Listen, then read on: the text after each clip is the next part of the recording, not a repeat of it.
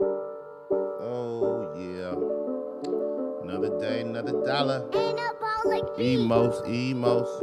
Man, Monday already? Jesus. Hello America, how y'all doing out there? It's Emos, the witness. And we're back again for another hot new political show. You know it's the Phil Show, right? So what that stand for? For what the fuck I look like, that's right. Hot new show. Coming out here, my man looked up like, damn, you can cuss out here on the street? Yes, we can, y'all. This is a hot new podcast, hot new political show. Bring you that news. Only way I can bring it to you the emo style, emo way. I'm downtown at 120 East Market Street with my man Wyatt and Malik, two of the hottest producers here in the game. So, man, Wyatt, let's get into it, man. Let's bring back the background music. Let's get into the news of the week. Let's try to inform the people what's going on. Like I said, this is Emos to Witness, you guys. I'm your referee. I'm your guide. I create this show here to push back against the status quo, against leaders in politics. Really get some questions answered. Some head scratches that we experienced over the past, for me, 20 years. For the past 5 years in particular, though, when it comes to, just the political arena. What our leadership's been giving us, the information we've been receiving, have we been duped or misled? Probably tired of just the back and forth nonsense. People in Congress acting like kids and children when they speak about various issues that are important to us. Everybody likes a little bit of theater. Everybody likes a little bit of entertainment. A little WWE every now and again. That's how you stay interested in what's going on in the world. A little bit of sensationalism. But this is getting out of hand, y'all. It's getting to a point now where, society is really ignoring, the will of the people. We see a lot of politicians doing what they want to do. Passing laws and making claims that aren't really supportive of us. False. We've seen it before though. We've seen the past where we see false hope.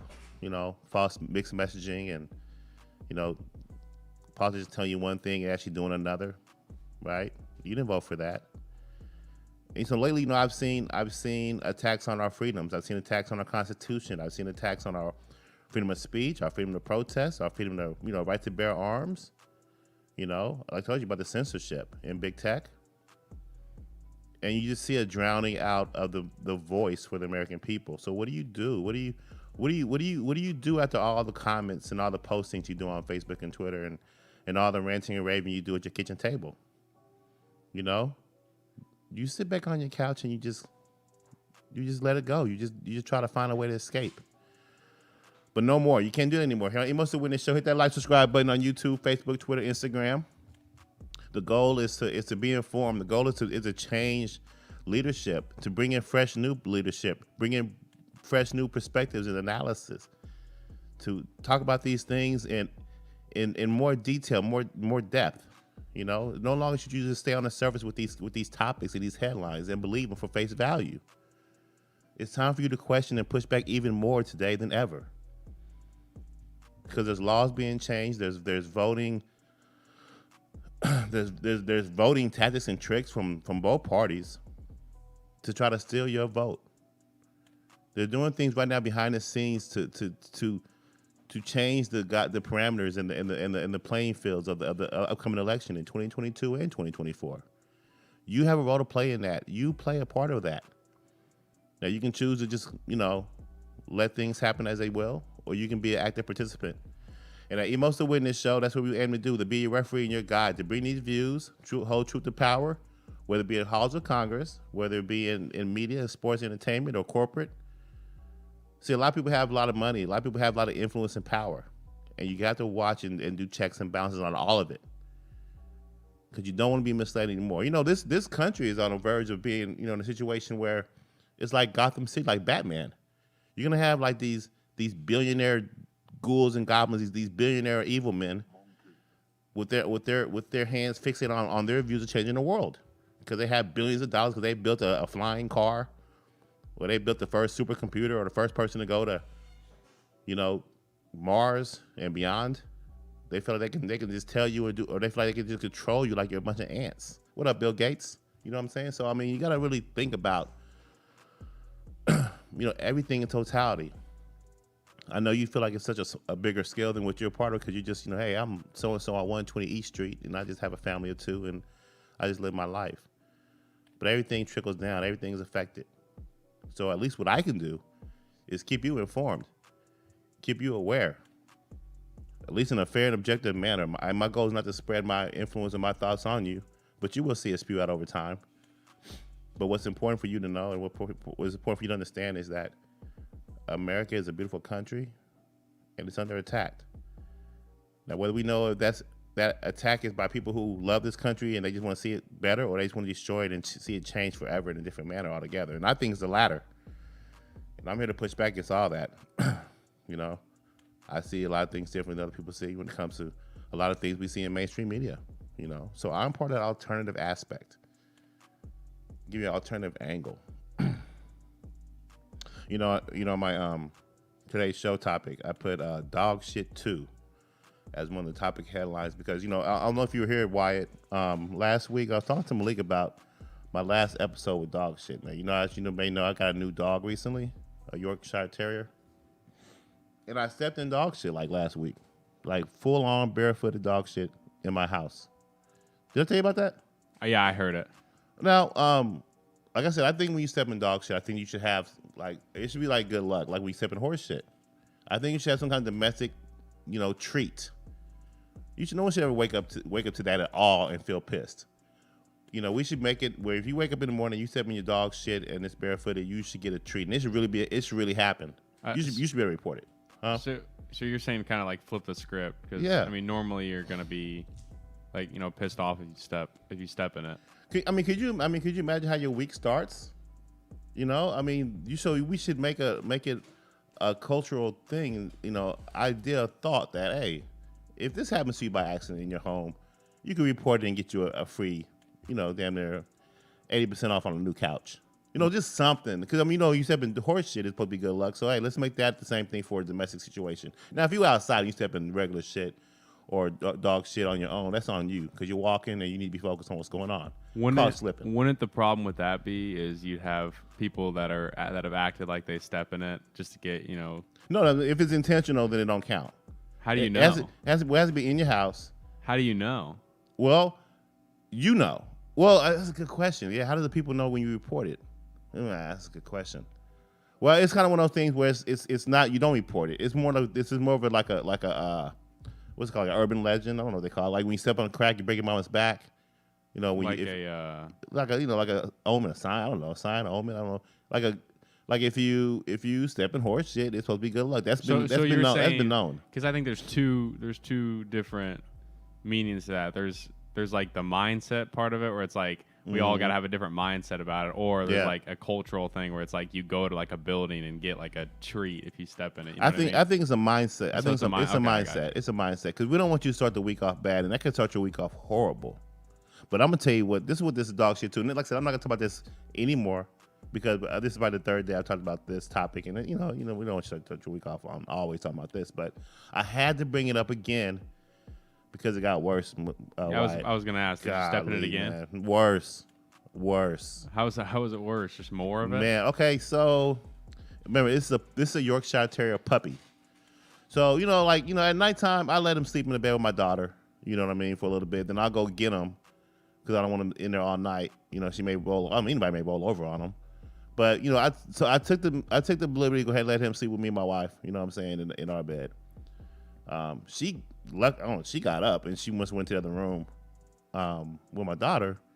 So I'm in the bed. Your wife or your dog? My wife. Oh. He's a little puppy, and the bed's high, so he can't get down. I know he won't ever be able to jump down. I think I know where this is going. Okay, so you know, in the middle of the night he's whimpering and crying a little bit. I don't really pay no mind, but in my mind I'm like, you know, maybe he has to go to the bathroom. But I'm not taking your ass out at 2 a.m. It's not It's not gonna happen. You're gonna just wait until the morning, and wait until I get up and we'll take you out. Boom. That's gonna be the process going forward. So you probably know what happened next. You know. I don't know why I didn't smell the shit. I don't know why I didn't smell. I have a lot of pillows on my bed. Okay, so the alarm went off. I slid out of bed. When I slide out of bed, sometimes I slide out leg first. My legs kind of slide, and then I hit the feet. Feet hit the ground. I pop up. You know what else would you go head first? You can roll. You can roll out of bed. You can definitely roll. You can roll. You can do that with those gymnastic jumping jack Jackie Chan backflips and kind of flip up. You know what I'm Right. saying? Kind of flip up on your feet. Right. I can never do that shit now. But I did the leg slide out. Oh shit, I'm late, but not late, but just kind of slide that leg out the side and kind of pop down. Right. So I slid that leg out, man, and I just felt it all on my shin. All on my shin, man. Like feet, shin, all of it. And I'm like, oh my God, it's dark. Was it dry or was it wet? No, it's wet, man. That shit was fresh. That shit was fresh. Like, I mean, it was probably good 10 minutes, 15 minutes fresh. Maybe that's probably what woke me up when we slide out so quick. But I slid out, man, and I was instantly just like woken up. Like that shit wake you up like cold water hits your face. Yeah. Oh my God, man. I turned the light on. He's sitting there looking at me. And then there's another swirly cue, man, on a pillow. There's another one. I'm like, my day is ruined. This is Saturday. This is on Saturday. I thought we were supposed to flip the mindset with it. Well, we have to, because I'm telling you, this happened on Saturday, and I've been traumatized. Shouldn't you be the one to like lead the charge with it? Like, I'm doing it today because this happened on Saturday, and I've been traumatized since then. You see what I'm saying? I thought to myself, you shouldn't be able to feel this way on the weekend. It was a beautiful day. Right. We got to be able to flip the script mentality. Something like this shit happens to you. I mean, it's a pet animal, and it's not like you're walking outside and you step in some Doberman Pinscher or even your own dog shit in your shoe. This is barefooted and the body, and it's in your house. It is not on purpose.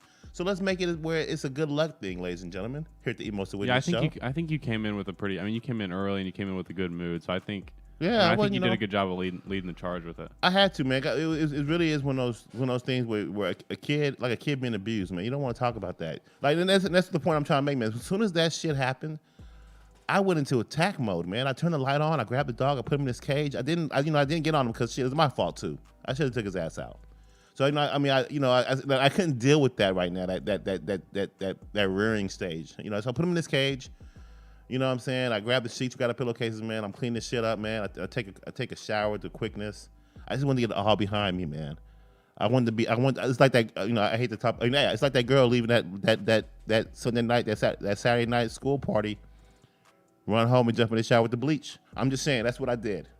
That's what I did, man. I had to clean myself up, and I didn't tell. My wife saw me, but I didn't talk about it until like the next day. I was driving around thinking about it. It's the feeling, man. You don't understand when you got dog shit on you. I've never felt it.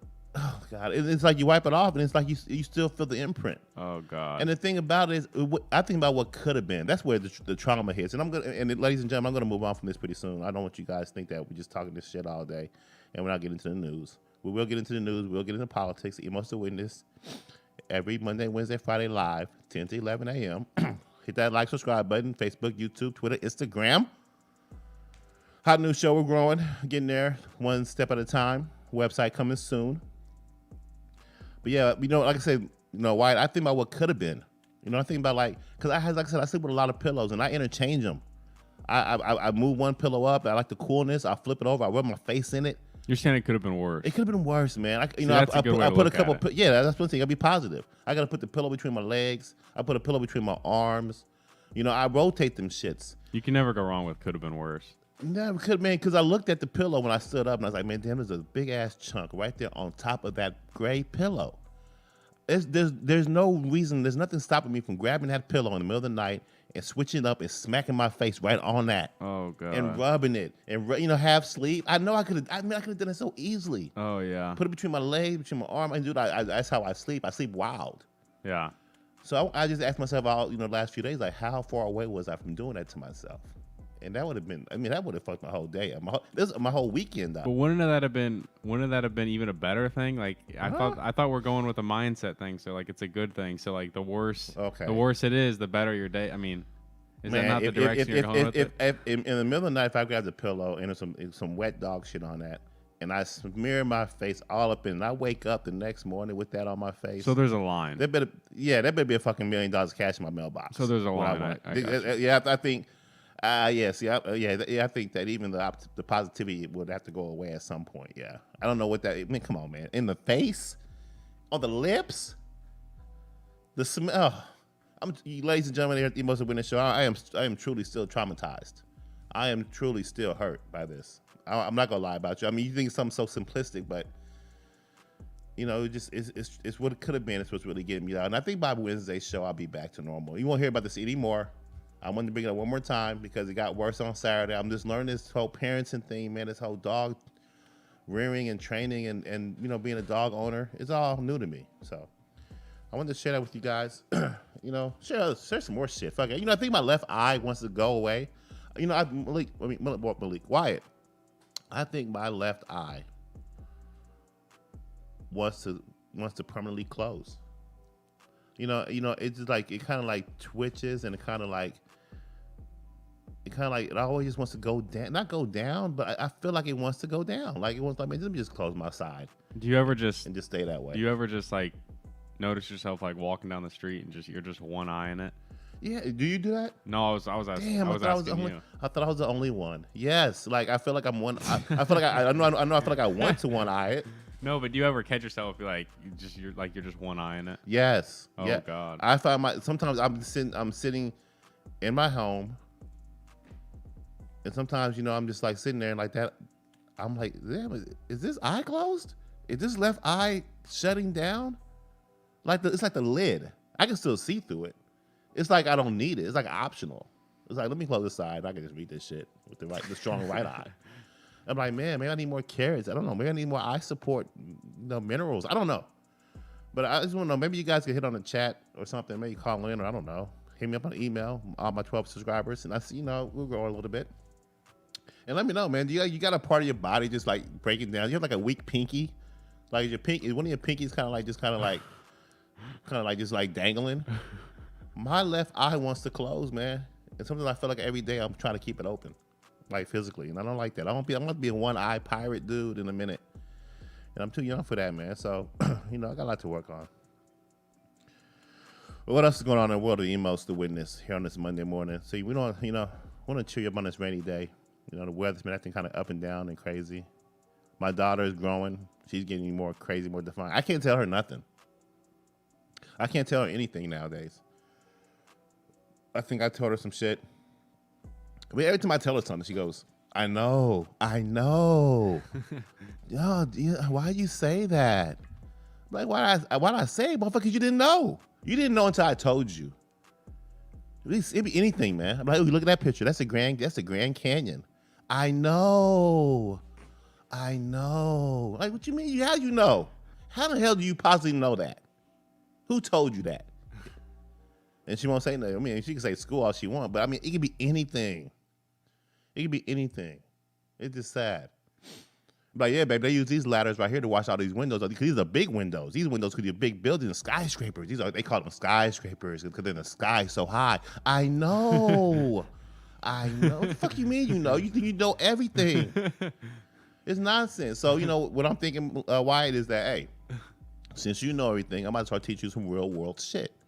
You have some real world experiences. I mean, okay, let me ask you: if you had any kids, Wyatt, how old do they have to be in order for you to let them go into the gas station and pay for gas for you or buy gas on your behalf? What age am I letting them walk into the gas station by themselves and I'm sitting in the car? Well, you pull up to the pump and say, hey, you go in there and give me $13.74 on pump 8. You gotta put that change in there. That $12, man. I'd probably say. You know what? I think it would depend on I think it would depend on location. Location, right? Location would definitely matter. Now remember, I'm trying to get them real world experiences, so I'm going 5:30 rush hour, 46 in Emerson. Oh, geez. 46 in Emerson, baby. Rush hour, 5:30, 5:40, 5:45 or 6:15. We pulling up in there. It's crowded. You got a couple homies banging the beats and everything. I don't know an exact age, but I'd probably say like earlier than the average person would let your kid do it. You go a little early, give them that experience of how to make a transaction and how to deal with real world people and situations. Yeah. But you probably wouldn't do it in location or any point in time. I wouldn't. Give me an age, because I think you're thinking, what age would you say? Okay, go in there and give me like 10 on 5. I know I probably wouldn't want to go in, but hey, since you know everything, get your ass up. I'd probably say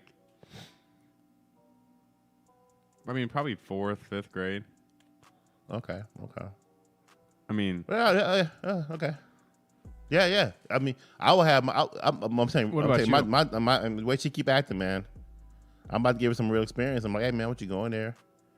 And I'm gonna give her like, hey, I'm gonna give you $14, and I'm gonna give you a 10 and like 3 ones and like some change, and we gonna go to one of the hoodest gas stations. Rush hour traffic. Rush hour, and you ain't going there. And hey, give me 14.35 on pump 15, and she's only 6. 6? I wouldn't do that. I mean, have you seen some of these hood gas stations, man? Yeah, I've been to a lot of gas stations. Jesus, man. I mean, sometimes I wouldn't even want to go in there during. I mean, like I wouldn't even want to get the car sometimes during the day. There's always that one. There's always that one person that like walked from. You can tell they walked from a really far distance, and they just got like a big bag over their shoulder. Yeah, it was like they saw you. They saw you pull up from a distance. You know what I mean? Yeah. They saw you pull up the gas station diagonal across the street, and they start walking. They like, oh shit, they'll come right over here to me. Yeah, there's always those two. No eye contact. There's always those 2 or 3 kids that are like chilling, like by their car, listening to music, like acting like they're getting gas, but they're not really getting gas. Oh, exactly. So it's like, can you be a big girl and open the door and walk up in there for me for daddy? You know, can you get out that booster seat? I say know do it, everything? just do it and just watch her. Man, I would never do it that younger age, but I just think that they get that experience. You can look at all what you're getting. You maybe see a potential cuss out from a customer in line. You know, those gas station workers do not care. They give no fucks. They do not care. No, they will care. If they got that bulletproof glass wasn't there. They would care. You imagine that? You bet you took all the bulletproof glass from all the hood gas stations. I mean, you see the customer service level would rise. The building will look so beautiful. The aisles will be so clean. They don't give a fuck about you. Hey man, buy that liquor and get the hell out. They do not care. So, hey, I'm down to give my daughter all kind of real world experiences. She knows everything now. I'm thinking I might have to go that route, and I'm gonna keep you guys posted on that. But here at the Most Winning Show, let's get into the news. I want to give you guys the top 10 things we need to look at for this week regarding the news. Get my mouse going here. Just some things out, but today's topics. I definitely want to talk about Joe Biden. I'm going to talk about a little bit the topic of race. I know it's a very touchy topic, and I want to kind of segue or kind of add on to it. What I was playing last Friday with Tim Scott. In particular, he mentioned that America is not a racist country, and Kamala Harris went on top of that and said the same thing in a recent response to his statements. And I want to dig into that a little bit here momentarily.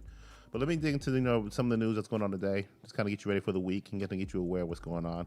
Biden and Republicans discuss rival infrastructure proposals. As you know, there's a big talk about infrastructure plan from the Democratic and the Biden administration. So let's kind of read a little bit about that, and let's kind of see what the latest is regarding this big plan, this big proposal.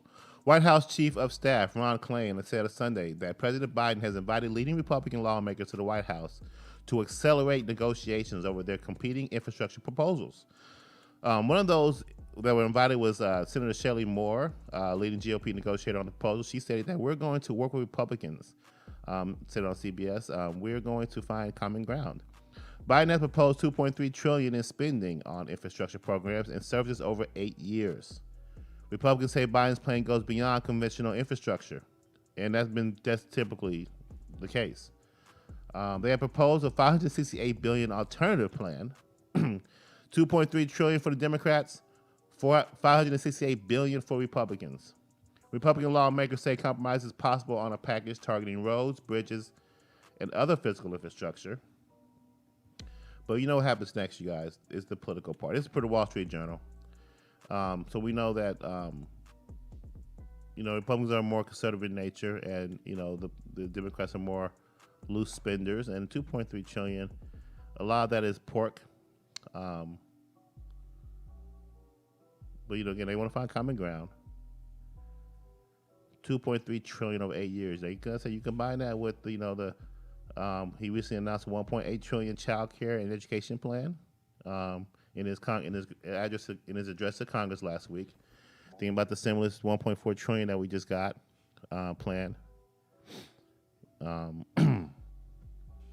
So GOP lawmakers have said they think that it might be possible to reach a bipartisan agreement on a more limited package focused on roads, bridges, and other elements of the physical infrastructure, At this point, I think now that the Republicans have put forth a reasonable offer, it's up to the president to do a counteroffer. So yeah, we need to bring that one. We need to bring that 2.3 trillion down. Of the 568 billion in the GOP framework, 299 billion will go towards roads and bridges, and an increase from the 115 billion from the Biden administration's plan proposes. The GOP plans to dedicate 61 billion in public transit systems, 20 billion in rail, and 65 billion in broadband. That's infrastructure. Whatever you got going in that 2.3 trillion after that is pork. Is irrelevant nonsense. Agenda spilling power. You get the extra money, you can push towards various policies that you want. But it has nothing to do with infrastructure, just like the COVID relief package. Only 20% went towards vaccines and vaccinations. So let's keep on reading a little bit more. This is Anita Dunn, a senior advisor for Mr. Biden, said Sunday that on CNN that the president is willing to compromise and that he wants to move the package forward in a bipartisan way if that's possible. If that's possible. Now, what he's saying is if it don't go through, if we don't like the negotiations, if we don't like your alternative proposals, we're willing to go at it alone. And they have been. The last few deals, the last package was all Democrat, no Republican support or vote. The laws have to be adjusted. The laws have to change. And even the policy, the candor of how we interact on these things have to change. We shouldn't have one-sided parties making all the decisions in our planning. We need a strong vote, an up or down vote, and let the results play out as they are. Let every politician be hung on their decision. Let them be held accountable for it when it comes to election season. Instead of them sneaking and slipping away, double talking. We got to knock all that out. So I do like the fact that in the spirit that they want to compromise, they want to have a bipartisan agreement, but they're not willing to. I mean, they're willing to go the other way if they have to, and they will, and they have. They've already changed the laws to suit that alternative. That's why they can have that position. That's why they can come on. That's why they can come on the media or have articles and make PR movements because they know they can have a double talk. They have an ace in their hole. But I like the fact that we're trying to bring this spending down a little bit. We're trying to have. You see Republicans trying to focus narrowly on actual problem-solving solutions or actually targeted responses. Okay. That's actually putting this money towards infrastructure, truly roads, bridges, and transit broadband. What we need, what we asked for. Okay. No additional loose spending. But we'll find out what's going to happen with that, and we think that. I mean, you're going to have it regardless, and we need it. But you just got to watch that spending package. It's important. We got to watch the inflation, Gas prices $2.83. I mean, when it was $2.19 about like late last year. Christmas season. Emos to Witness, hit that like, subscribe button. Facebook, Twitter, Instagram, YouTube. Find my shows on Spotify. Website coming soon. We're growing. 10 to 11 a.m. every Monday, Wednesday, Friday, we're live. Downtown at 120 East Market Street, Wave 1 Media. Come down here and get you a show. Get your perspective, your analysis. Lend your voice. Be an alternative to the mainstream media and the blackout and the censorship that we're seeing in big tech. You don't want a dry-ass life. You don't want a life where you wake up, everything is just the same, like the Truman Show. You don't want idiocracy. You don't want a dumbass leader.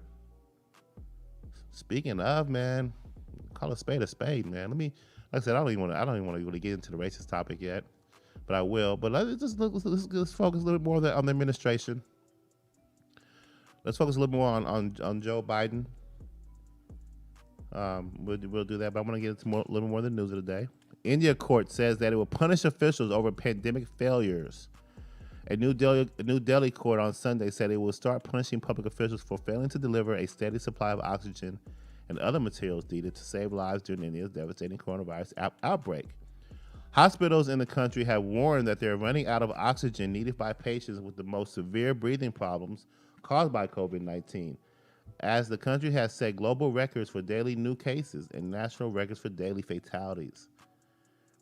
Hospital authorities asked the court to intervene after a government failed to provide a steady supply of oxygen that's daily extended to lock down to curb infections. Water has gone water has gone above head. Enough is enough. That's a that's a New Delhi High Court response, according to the Associated Press. Now, again, man, like, I'm at the point now where, I mean, these reports. I mean, it's what I'm witnessing. These reports are very dangerous, very true. You know, and we have to really protect ourselves. But what I do like to see here, what I'm watching here, what I'm reading here, is that the country's holding its leaders accountable. They're not letting their leaders play politics with this. If this is serious, you need to treat it as it being serious. And if you're going to lead, you better lead correctly. If there are shortfalls and things missing, as a leader, you got to make those things happen. You got to be a forward thinker and a planner. And if you're not, you don't get some big pension and go sit on your ass and go play golf the rest of your life. If you mess up, you get held accountable for it. And this is what I like to see this country trying to do that.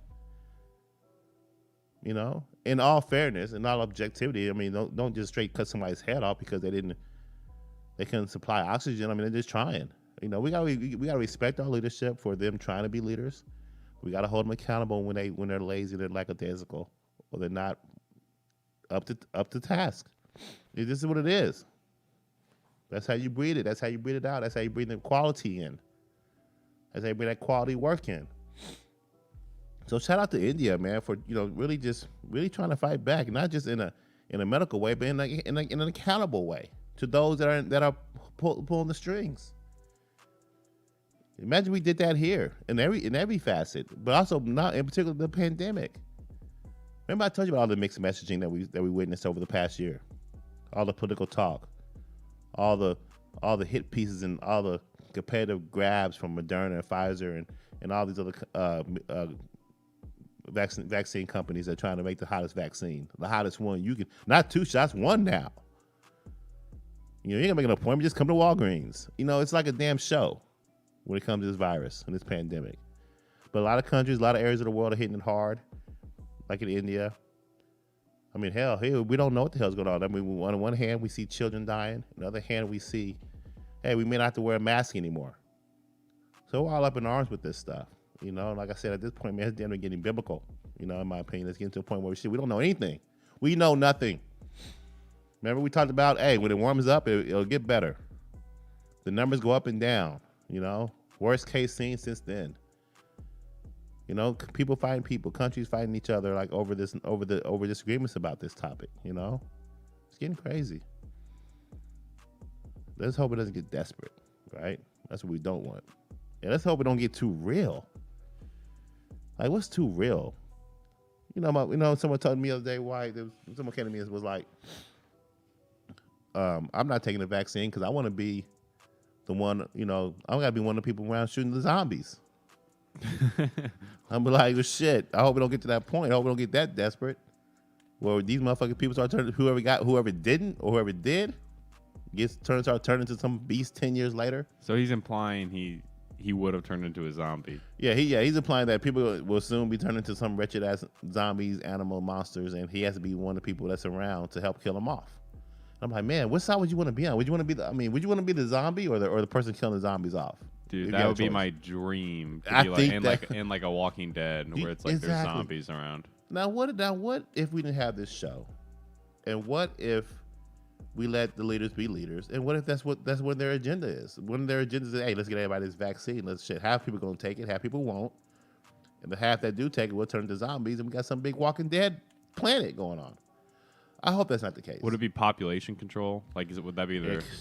I mean, they always found ways to reduce population or kind of keep it in check, and maybe this is like their fun way or their fun final way.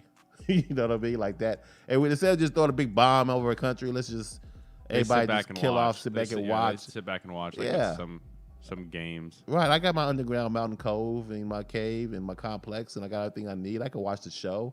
If they come too close, I got my billions in weapons. I read an article one time. Dick Cheney actually tried to, I don't know if he was successful, but he tried to buy like a nuclear submarine. Really? Like his own personal, like class A with a crew. Like park it in Wyoming. Really? Yeah, like that kind of thing. So you tell what these rich people have. What they have in their pocket up their sleeve, and what they have hidden on the ground on their property.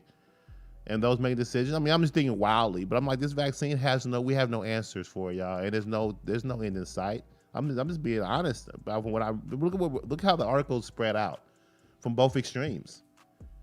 With no light into the tunnel, we can go either way, either direction. I'm just saying, stay vigilant and get ready. That's all I'm saying. For anything. Oh, you must have witnessed, you guys. Hit that like, subscribe button. Every Monday, Wednesday, Friday, live. 10 to 11 a.m., baby. So what's else going on here? 2 Republicans advanced to runoff in special congressional elections. This is in Texas, you guys.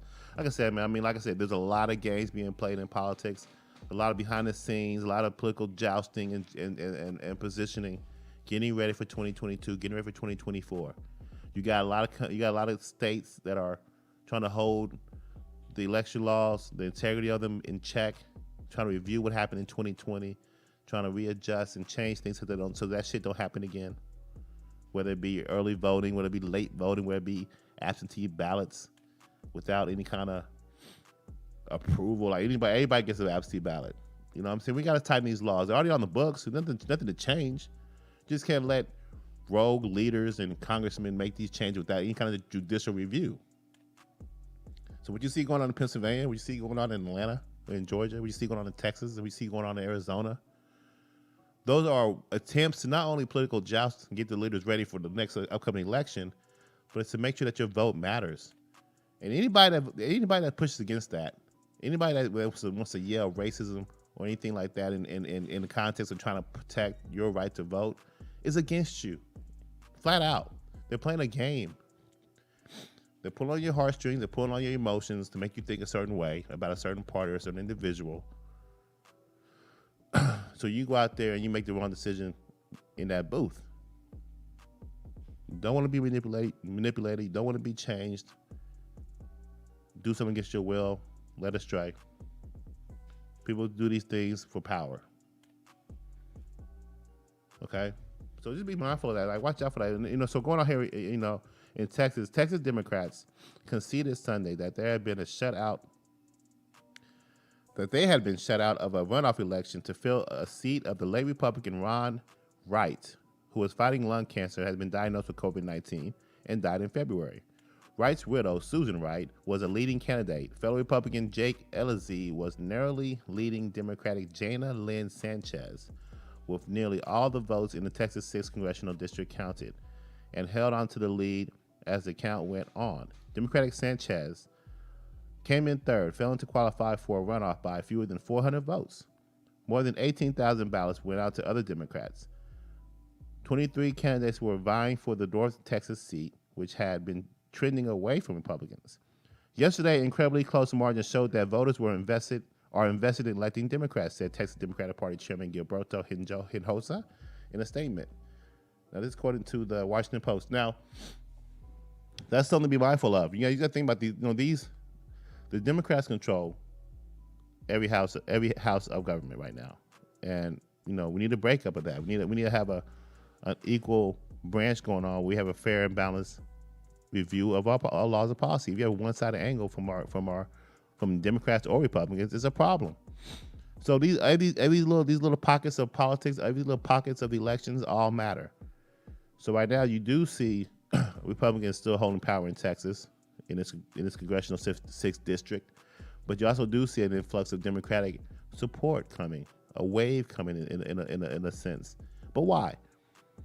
I argue that the reason why you see a trend of Democrats maybe kind of pushing back in Texas is because you have a migration of former liberal Democrats or Democrats from California moving over to Arizona and Texas, as well as immigration illegally going across the border, causing this change in the demographics. Is that a good thing or a bad thing? Well, it's a misrepresentation. It's whether it's deliberate or not, it's definitely a fault of failed policies in California, right? Gavin Newsom undergoing a recall. We've seen the poor leadership of Pelosi. Maxine Waters, these long-term term limit leaders, the need term limits, have been in there forever in power. Look at these liberal states, these liberal cities. Now the people are fed up and they're leaving, overtaxed, to be taxed more nationally and statewide. So they're leaving. And that changes the dynamics in these other red states. And you're seeing that being witnessed right now in North Texas, where almost a Democrat almost won that seat and lost by 400 votes. So again, a lot of political jousting going on. You got a couple more years, 2022, 2024. We're going to see where the tides have turned in each state. You're going to see who has power, where the Democrats maintain it, or we start seeing some of these, these investigations, some of these poor policies, be announced and take light and be more prevalent. For you to be more informed and you make a right decision on what you're seeing and what the future holds. Big government or more of a conservative government? Progressiveness, socialism, capitalism, which one? What do you choose? Are you tired of it? Emotional Witness, baby. Hit me live every Monday, Wednesday, Friday, 10 to 11 a.m. 120 East Market Street, Wave 1 Media. Hit that like, subscribe button. Facebook, Twitter, Instagram. Website coming soon. It's the Phil Show, baby. Said what the fuck I look like. We're tired of all the nonsense. We'll push back, you guys. Hold our leaders accountable and be more informed so we can make better decisions when it comes to these political seasons, Let's not be duped anymore. Let's hold power accountable. Oh, man. So what's else going on out here, you guys? A little bit of foreign policy. I do like to see what's going on in Russia and China and all over the world in the Middle East. According to Blinken, which is Secretary of State Anthony Blinken, said that China is acting more repressively at home and more aggressively abroad. In a CBS 60 Minutes interview that aired this past Sunday, the United States is not trying to contain China, to hold back, or to keep it down, but to uphold the rules-based order that China is posing a challenge to. China, Blinken said, is the one country in the world that has the military, economic, diplomatic capacity to undermine or challenge the rules-based order that we care so much about and are determined to defend. China has the world's largest navy, 3 new warships patrolling the South China Sea, and jets flying over the Western Pacific Ocean. Now, Blinken also said over the past few years that China has acted more repressively at home and more aggressively abroad. Now, over the last few years, they've been doing it for a while. Matter of fact, it's their agenda. It's their political goal, their world goal, to take over the whole world, be the number one power, number one leader. They want to be the world's policeman now. Should I damn near argue let them? I don't think we're not in the same climate we were back in the 80s or even the mid to early 90s. When you guys didn't have the power to do these things is when it was time to do it. But now you have a world that's more independent, where countries don't want to be pushed and prodded and swayed by bigger countries. They want their own independence. They want their people to thrive and not to be migrants illegally. They don't want to be slaves, support to cheap labor. And so China, every country's playing monopoly. Every country's trying to get their piece of the pie. And there's going to be bigger countries and small countries, and those big countries are going to be able to put their weight on these small countries, like we've had over the century. And it's going to be just kind of one of those things where it's inevitable, And right now, China is ransacking, in my opinion, Africa. They are. According to our reports, they're still abusing the Uyghurs, in the minority groups in their country. They're still repressing Christianity, and you have a lot of underground churches worshiping. They just do a lot. China does a lot of weird shit still. They got a lot of in my opinion, and I'm probably making some wild assumptions. And again, I like to put this disclaimer out there that I'm not racist. I'm pro-China. I'm pro-China people. My attacks, my criticisms come pointed at the leadership of every country. If you're corrupt in your country, if you have poor policy that I don't agree with, or something that's a head scratcher, I want to point those things out. But it's not an attack on people, their likes, their nature, their culture, what they like or dislike. It's about leadership. It's about making equality a world that has more quality in it. And there's leadership in every facet. So when it comes to China, you got to watch out their leadership. And you look at they do a lot of weird shit. Like I said, they got a lot of cleaning up to do. You build these cities where it's empty. I mean, shit. I mean, you're the 2020 Cold World champ. I mean, COVID champs, and you guys start the shit. We're still getting beat down with this COVID, this pandemic, how to handle it. And they started it, and they're just walking around chilling. I mean, they still got their hurdles, but they didn't want to held accountable. Who did it? Who did it? If you did it, then damn. Why are you trying? I mean, why are we letting them be the leaders of this, or attempt to be leaders of this world? With that kind of a tactic. You want to spread a pandemic across the whole world to get what you want? Is that true? That's what we're being told. That's where it started. Where's the big UN commission or the big commission where all the countries come together and say, what the fuck are we gonna do about this country for doing that shit? I haven't seen it yet. No one's holding them accountable. If they don't, we're in trouble, you guys. Because look at what I told you about on a national perspective. The things that we're doing, our policies on our own are self-destructive in a way. You know, these FBI investigations. You know, they don't get any kind of results. They fade off into obscurity. Leaders that steal money or embezzle, they get away with it. Slap on the wrist, you know. So you got a whole country that can just spread a virus over the whole world and get away with it, and then, you know, we have reports saying to be more oppressive at home, more aggressive abroad. So read the tea leaves. I don't understand, because I can read you this article right here and then come down here and say, poll says that Americans are more optimistic about the future than they've been in years.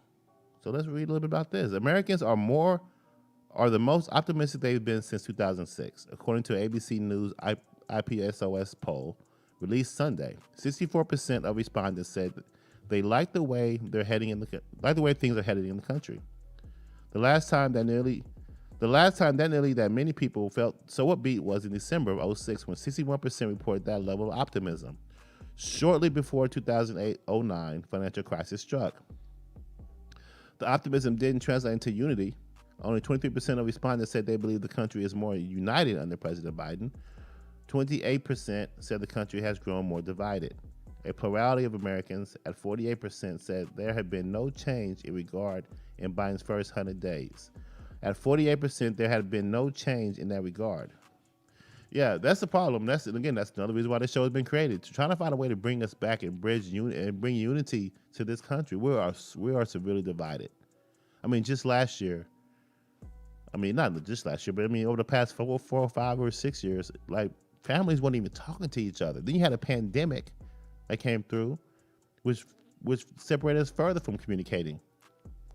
No, I mean, people walk by each day and not say hi to each other, or walk by each other and not speak. You see more and more of that.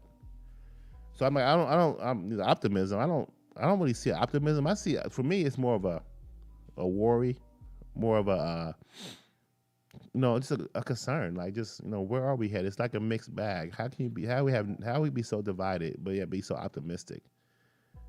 I mean, that sounds like a Trump administration. It does. It sounds like, personality-wise, we can't be united. The way you think, we can't be united. But man, your policies and some of the financial things you've done, and some of the reciprocal trade, and these peace deals you're doing, and all these just America first and fairness, and just it's starting to resonate. We see it in our stock market. We see it in our jobs and our wages and our growth from the bottom up. I like the protection that you're bringing. Selling the border and all that stuff, peace through strength. I like that. Militarizing and beefing up our allies and our own military, funding wise. I appreciate that. But then this other half was like, oh, there's just so much disdain and so much. We're so divided. That those characteristics kind of match the previous administration. And then you think that this new administration, which has only been in office for about 4 or 5 months, you can't give him that. You can't give him that optimistic credit. You just can't. I mean, what has he done? He's President Biden has passed a stimulus package that was one-sided. He's been reviewing all the changes that the Trump administration has done, foreign policy wise, and it's creating a problem overall. Look at Russia being aggressive. Look at North Korea just came out being more aggressive. You know, they just made a statement about possibly launching another missile pretty soon, and there's going to be dire consequences for the United States based on their new change in policy.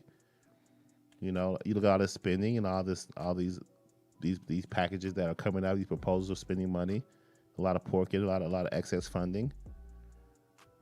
You know, we still have a divided Congress. No one's talking to each other. No one supports each other's ideals. All you see is political jousting, getting ready for the upcoming election. This is about consuming power. It's not about you. We have poor messaging on the pandemic still. So yeah, I don't know. I don't know what ABC's poll is how accurate it is, but I don't feel that way. I don't feel that we're nothing to be optimistic about when it comes to leadership, and therefore the leadership is gonna, in my opinion, fail us long term. And we have to wait to see what the second half brings. I don't really like too hard on the jobs report. I don't really put a lot of credence on it, and I'm not gonna put a lot of credence on this poll. I'm not gonna be selective on these polls, but I just what I'm witnessing. Let's get into the fall. Let's see. But I hope so. I hope that we're coming out. I hope that things will get better. But I just see a lot of things going on in this world that we have to correct, and I don't think the leadership that we have right now is the one to do it. I don't think they have the integrity. Honestly, I think everything they do is for political power. I believe the Democrats will have your interests at heart, and they pander to you based on their and they pander and they point on your emotions through key hot button issues. And man, let me go into it real quick. I mean, it's like what is it, 11:15? I'll go a little bit longer. I want to go and talk and show you some video. I've been talking so long. Just race baiters, and I want to show you some. I want to show some clips of them of President Biden just his racist comments over the 47 years he's been in office. We're going to play this clip right here for a little bit. Guys like Cory Booker Apologize for what? Cory Booker's called for it. Cory should apologize. He knows better. There's not a racist bone in my body. I've been involved in civil rights my whole career. You cannot go to a 7-Eleven or a Dunkin' Donuts unless you have a slight Indian accent. I'm not joking. The world is different. There's too much unfinished business for us to just look backwards. We have to look to the future. I know Joe. We know Joe. But most importantly, Joe knows us. All right, hit pause real quick. And by the way, Now, that was Senator Clyburn that just made that statement. Before that, previously was former President Barack Obama. I'm 42 years old. African American, college graduate.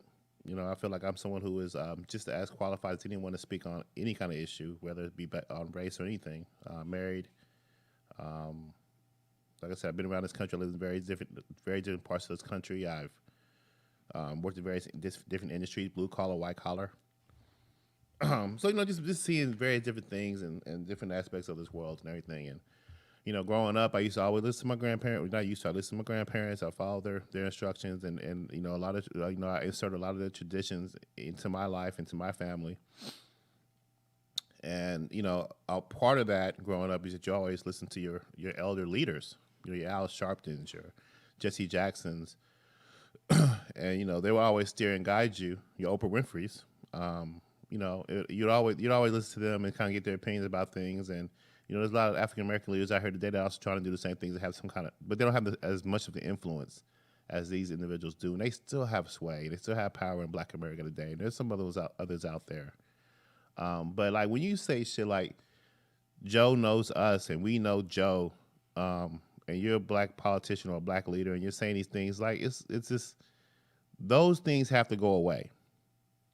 We need more responsibility in our black leadership, in all leadership. And this innuendo talk, this we know you, you know us, and we know this, you know that. Like, no, we need more information. We need more. We need more content before we just say yes or no to somebody. We need to stop. We need to stop that group mentality, that group think.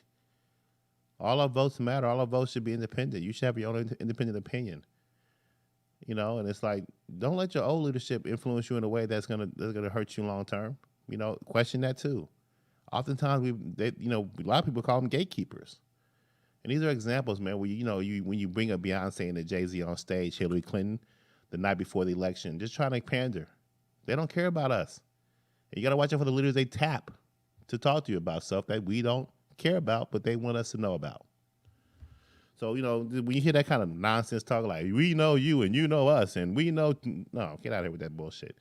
Another example, I mean, just, let's play a couple more little segments of this clip, showing Joe Biden's behavior over the years. And then I want to go to another clip about to show how he's a doofus. I sit on the stand and it get hot. I got hairy legs that turn turn blonde in Your the president. sun. And the kids used to come up and reach in the pool and rub my leg down so it was straight, and then watch the hair come back up again. What? They look at it. So I learned about roaches. I learned about kids jumping on my lap. So he learned about roaches. And I've loved kids jumping on my lap. From black kids. That's how you learn about roaches. Okay, let's go. Let's keep going. Even call centers, which rushed overseas in the hundreds of thousands. How many times you get the call? I'd like to talk to you about your credit card. Oh, shit. Poor kids are just as bright and just as talented as white kids.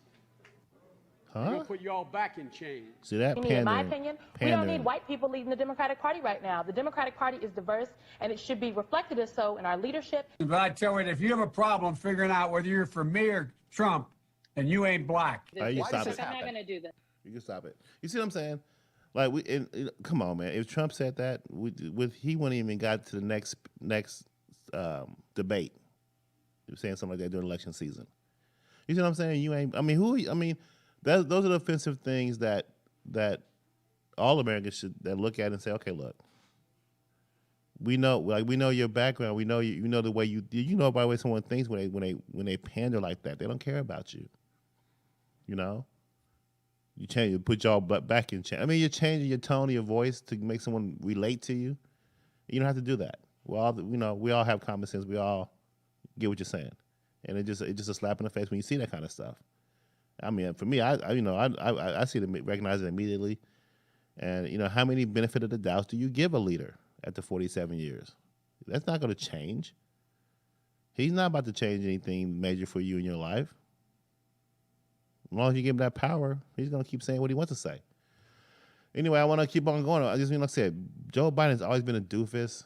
Check out this first, man. Look at this congressional hearing that he gave, during the Clarence Thomas review for a Supreme Court justice. They see Biden for what he is, not only a phony, but an incompetent one. Joe Biden has always been a doofus. Good morning, Check Judge. this out. Welcome to the blinding lights. Finding out what you mean when you say that you would apply the natural law philosophy to the Constitution is, in my view, the single most important task of this committee. Senator Biden was very focused on natural law. How did that go? Who knows? I have no idea what he was talking about. I just want to make sure we all know what we're talking about here, that you and I know at least what we're talking about here. There's a fervent and aggressive school of thought that wishes to see natural law further inform the Constitution than it does now, argued against by the positivist led by Judge Bork. Now, again, that may be lost on all the people. You know and I know what we're talking about. I have to be perfectly honest with you. You sit there and you have no idea what they are talking about. All I know is that he was asking me these questions about natural law. Someone may apply it in a way, like Moore, who leads him in a direction that is, quote, liberal. You may apply it in a way that leads you in a direction that's conservative. Huh? Sound like a Or damn you may, jerk. like many argue, not apply it at all. But it is a fundamental question that is going to be almost impossible for non-lawyers to grasp in an exchange. But you know and I know it is a big, big deal. And in conclusion, one of the things you do in hearings is you have to sit there and look attentively at people you know have no idea what they're talking about. He is stopped. Biden represents the See that, ladies and gentlemen? Like, what's he talking about? That was a Supreme Court justice that made those statements about your current president. You see what I'm saying? Ain't this a damn shame, man? I think we should try one more time to understand what he was saying, because I think that if we hear it again, maybe Biden was making a valid point. Let's go ahead and hit. Let's go ahead. No, go ahead and go where you were. No, where you just were. Living Color. We're gonna play that. Oh, I thought you said play the Biden one again. No, we're gonna play it. Oh, my fault. So this is what he was really saying.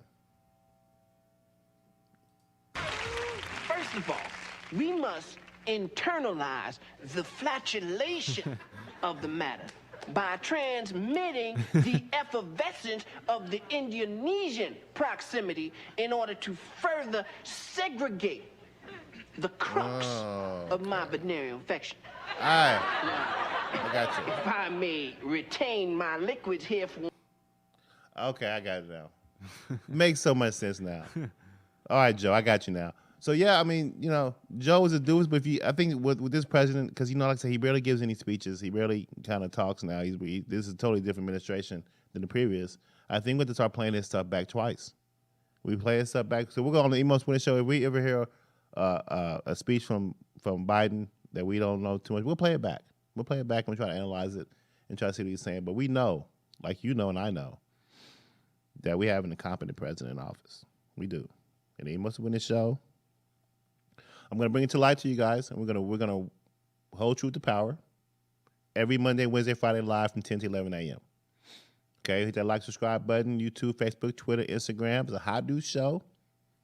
I've never done this before, but we're going to get better and better each and every single day. We're downtown at 120 East Market Street. And again, I encourage you to lend your voice some kind of way, whether it be in the political sphere, whether it be your own podcast, your own editorials, talk to your people. Stay informed, because your constitution, your power, your laws are under attack. Okay, so the only way to do that is to stay aware, push back, definitely against censorship, because the information that you receive is how you're going to think. So you need various sources of information and bring that all to your review. So we can be better informed in these elections, and we can have fresh new power, fresh new leaders in office that have your interests at heart. I want you guys to have a great start of the week. I want you to enjoy this spring weather coming. Hopefully it's raining today, and I'll see you guys on Wednesday. Again, as you go on Wednesday, we talk about more corruption in politics. We get more deep into individuals, leaders that have a lot of influence. I think we actually, like I said, I've been saying it, but we're going to talk about the FBI investigation, the probe, all that stuff from 2016 and beyond. It's very important to recast and recover that, in addition to any kind of potential fraud regarding our voting process. So I want to touch on those things on Wednesday, and then head into the end of the week with Freestyle Friday. So enjoy yourself.